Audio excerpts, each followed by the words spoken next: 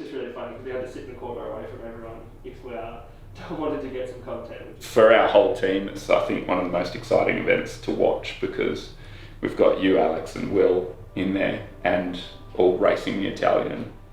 Trying to catch the Italian. Stefano Raimondi is his name. Put it on the dog. Yeah. Let's touch a little bit on your main rivals. So I've heard about the Italian, I know his name, and now there's a new kid on the blocks too. They're good. I get along with them, which is really annoying that I do. Stefano is from Italy. He's currently number one in just everything. And Igor is from Ukraine. Swimming can be a very stalky sport. I tend to not actually look at any of the psych sheets or the times from the other athletes, but you do know their times. So for example, Stefano went like 54.6 for like the 100 meters butterfly. That's like 2 seconds faster than me. He's way ahead.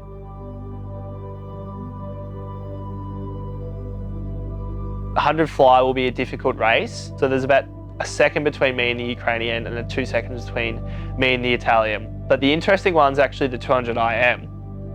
There's only about a second and a half between Stefano and I. So over the course of 200 meters, a second and a half isn't that much. It can be really hard to compare athletes in parasport when disabilities are very different, and especially in the same category, because I'm the only amputee that races in S10s. That entire race, I'm disadvantaged because there's no foot. So less to kick, weaker core, less on the turns, less off the starts. He's actually got a kid on the way. Hopefully that can rattle his sleep for training and stuff.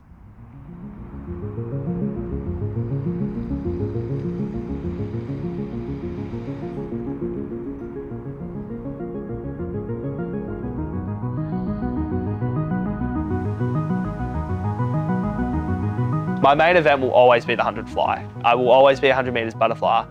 But in terms of that gold medal or being closer to Stefano, I'm a lot closer in that IM than I am the butterfly. The work that Col and I do very closely and one-on-one would be centred around his IM and even more specifically his breaststroke component. From a biomechanics point of view, I also, throw the rule book out a little bit, or because it is unique. He is missing, the foot, so we have to look at different aspects of how we can gain propulsion through the water, which has been a fun challenge.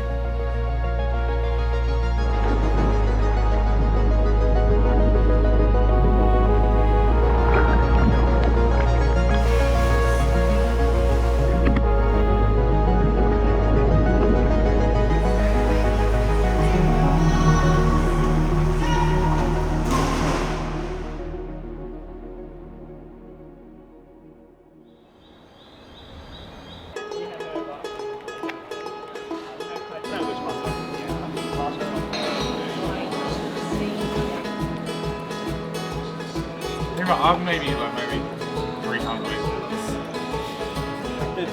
When you get to this level, crunch time, anyone can do a performance that will generate a gold medal at any time. It's just all about execution. Col does all the right things to get him into a spot where he can produce that performance. It's just if he can get his nerves under control when he races. He gets a little nervy, he gets a little jumpy. You don't want to go anywhere near him before, 10 minutes before his race. And sometimes, that's a detriment to preparation. You're so nervous, you can't perform, you can't execute your race. Outside of swimming, I don't think I've ever experienced a panic attack, let's say, but at Tokyo, and I'll never forget the feeling of this. I remember sitting in my seat like I am now, and I'm just shaking, like doing the little leg shake, kind of listening to some Eminem, and just thinking about what's gonna go wrong. Like, what happens if I get fourth? What happens if I false start?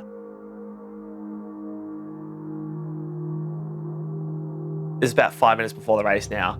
I could sort of feel my legs get a bit tingly, and I started standing up and moving my body around to get some blood flow, just feel relaxed, just try and calm myself down. We all had to wear masks, so I pulled that off and was starting to get short breaths. I was panting like a dog. Then as we're lining up to lane 1, etc., lane 2, etc., lane 6, Col Pearse, I could feel my hands get numb. And I'm like, oh, this is probably just some excitement, nerves, pour some water on it, maybe that'll get some feeling back.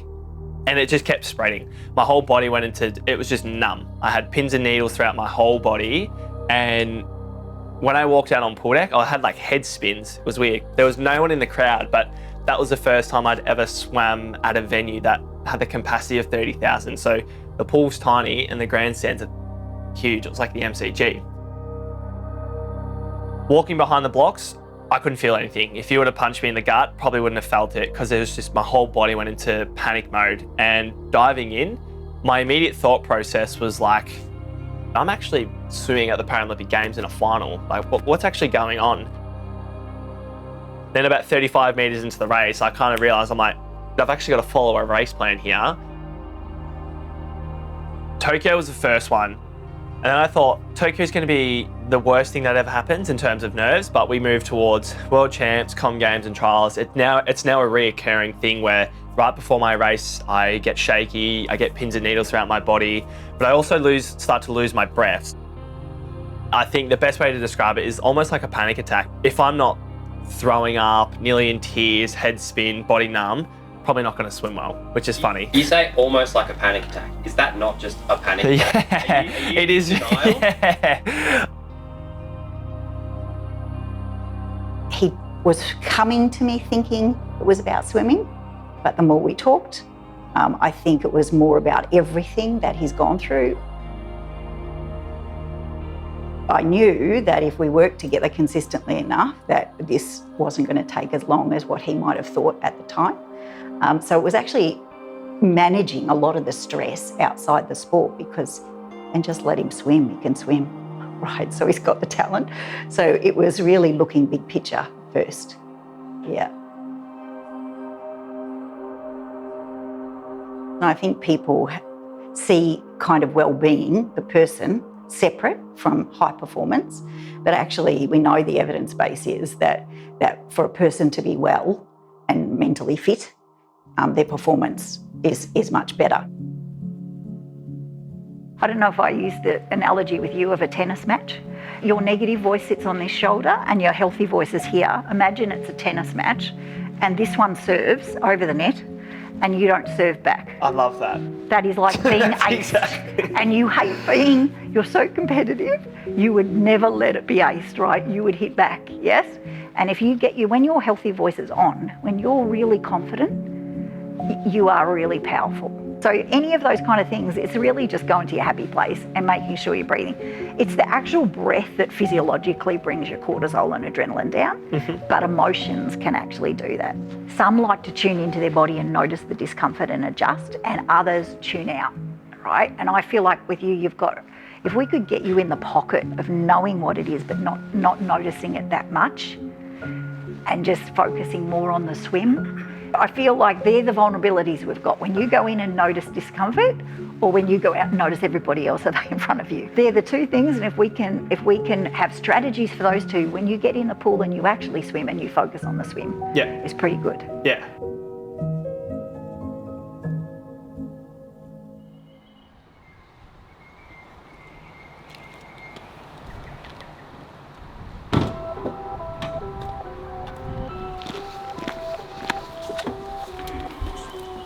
Okay, it's been a great lead up training wise. Racing wise, no. I think they sort of balance each other. The harder we train, the slower I'm going to be swimming. But like moving forward 6 months in time, it's going to even out.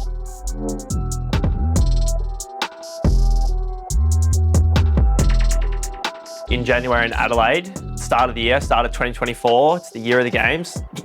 I swam like PB plus 12 my IM, PB plus 5 my 100 fly.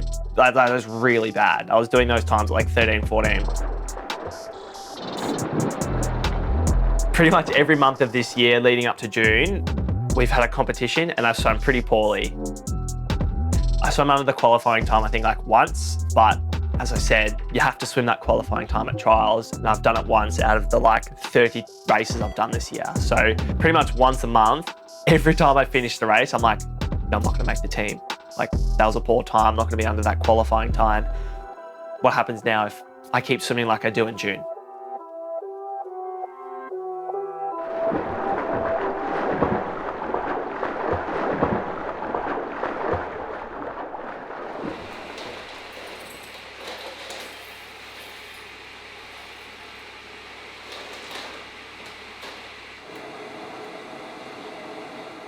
Yeah, I don't know. For February, I probably shouldn't be this nervous, but I don't know. Like last night, I didn't sleep that well just because I think just because there's other international athletes here, people from Queensland, it's kind of a big deal.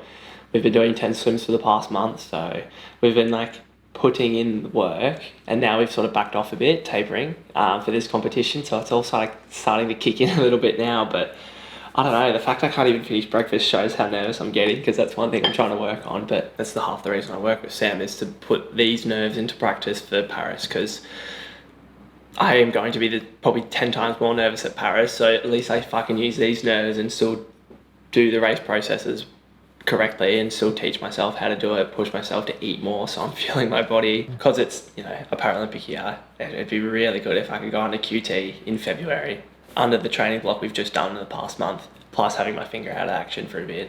Yeah, so I think it's just expectation on me, but like Sam would say, if I don't swim well this weekend, what's the worst possible outcome? So I'll have that in the back of my mind if it all goes down the hill. See, I couldn't eat breakfast.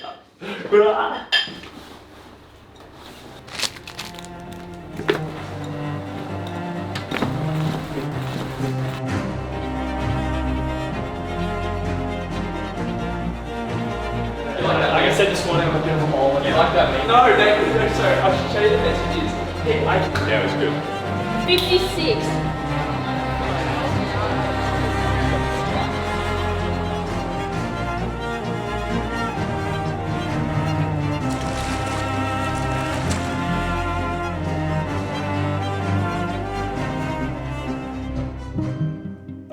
Like the first 50, the process was awful. I was trying to go slow then fast into the wall. Yeah. I went at 57 rate to then at 52 on the wall.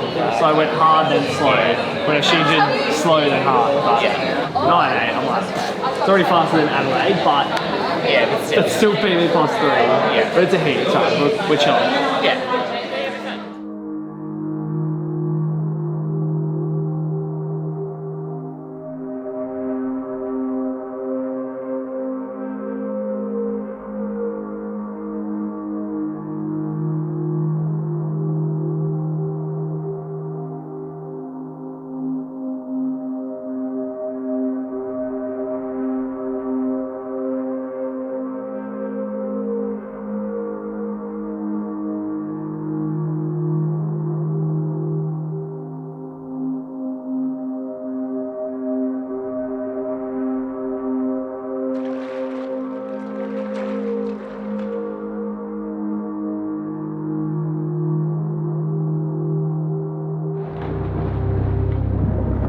Watch them all take off in that 50 Fred. I was like, go! Yeah. The fly was spot on. 7.7, 55 tempo early, but then settled at 54. That looked mint.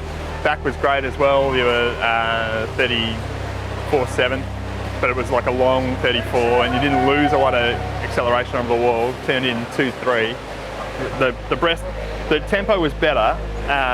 We just got to find that way to hold tempo and hold at the same time. I could feel like at the 25 my hips drop, and that's where that sitting high at the surface starts to collapse. Yeah. Obviously fatigue's quite high, but I was trying to force my way through the water under that fatigue. Yeah, and freestyle technically looked good, it just didn't have the pop.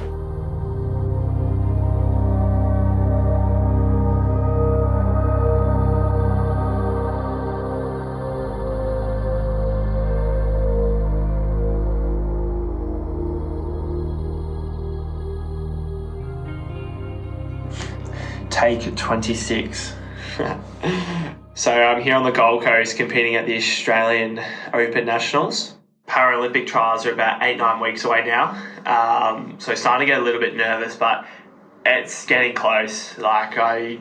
This year's gone so quickly. Like the whole year has just been swim, a little bit of more swim and just extra swim. Joel mentioned it on our training camp that we made the mistake last year of backing off too much in April and not, leaving enough in the tank for June last year. The focus is to sort of maintain that fitness and that tempo to, maintain consistency in that 2 AM and hopefully 100 fly. But yeah, look, it's tough. I'm not enjoying it, but it's all part of the process, I guess. And hopefully into trials, this taper will save me.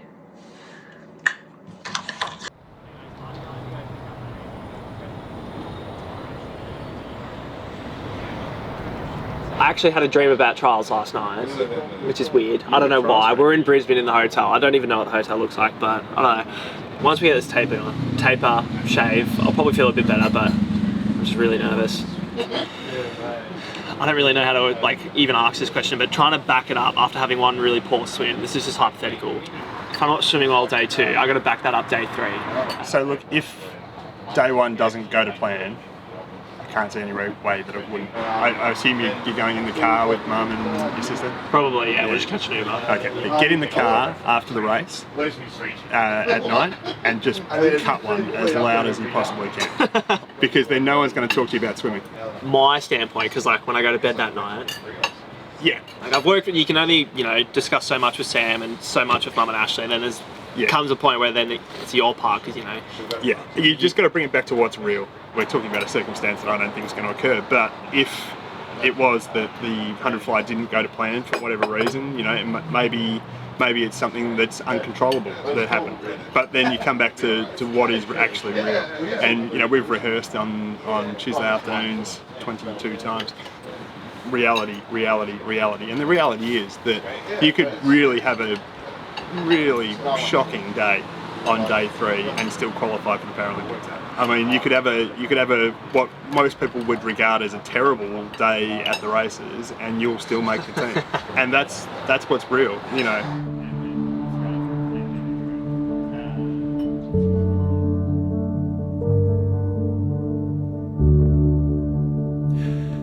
So my 2 chances for making the Paris Paralympics are the 100 metres butterfly and the 200 IM.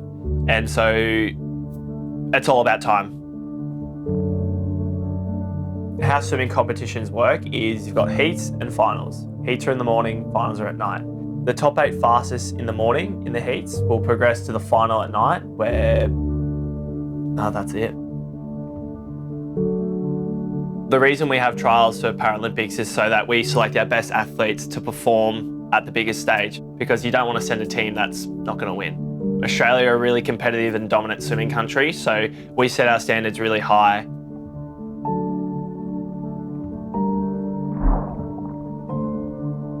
How they base the qualifying times for Paris are from the World Championships previously. So in 2023, the top 3 fastest plus 1.2%. The 200 IM is 2:16.58 and the 100 fly is 57.44. Those 2 numbers have got to be under on race day. If not, I'm done for. So it's a bit different for Olympic and Paralympics. So the Olympic guys have to swim it at night, but for the Paralympians, we have the opportunity to swim the qualifying time in the heat and the final. There's 14 different disabilities / classifications in the water. Essentially, none of those swimmers are racing each other for a spot. They're racing their own world record. So there's a point system, and 1,000 means you've broken a world record. When I finish a race and I score 850, it would mean I'm roughly 2-3 seconds off the world record. Compared to someone who maybe have no arms or no legs, swim a minute slower than me, but they could be only half a second off the world record and point score higher than me.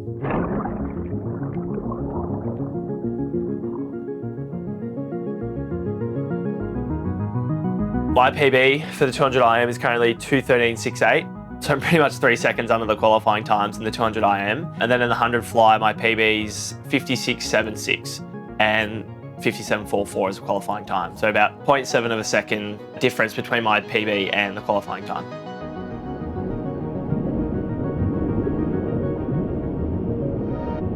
The brutal part about swimming is nothing's guaranteed in the sport.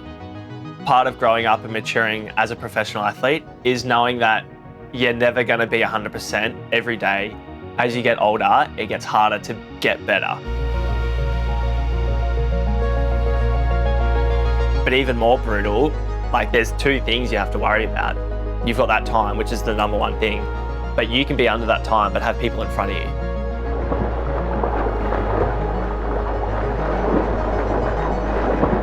There's some really young talent coming through in Australia. Definitely hot on my tail on the 100 fly. That 100 fly is where I've had the most success as a swimmer, and there's some boys really hunting me down in it.